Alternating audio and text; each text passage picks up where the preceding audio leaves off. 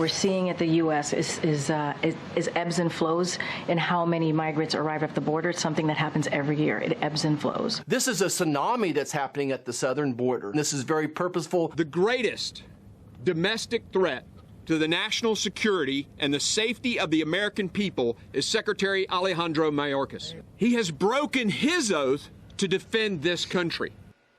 Would it surprise you to hear the CBP sources say that currently they are releasing more than 70% of the migrants crossing every day, and sometimes more than that number, higher than 70%? Would that surprise you? It would not surprise me at all. I know the data. You said that the American people have heard directly from the president.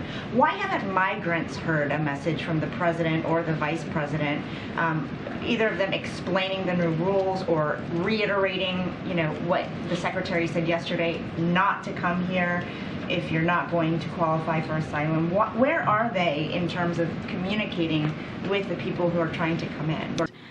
We got a robust plan in place to humanely manage the border through enforcement, deterrence, and diplomacy. We've been very clear. We want a system that's humane, that's orderly. That's what the president said on the first day that he walked into this administration. Can you tell us how many migrant children are presently in U.S. custody?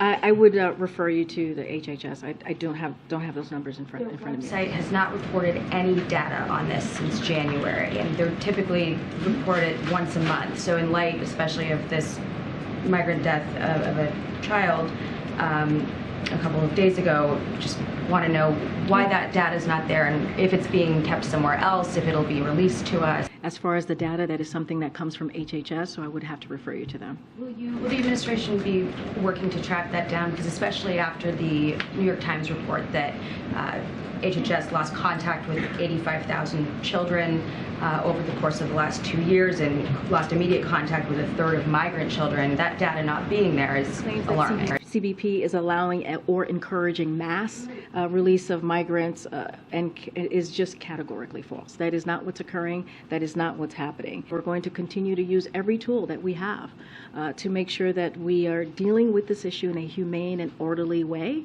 And so just last night, ICE announced that it is adding thousands more beds. Just last night, ICE announced that it is adding thousands more beds. Just last night, ICE announced that it is adding thousands more beds.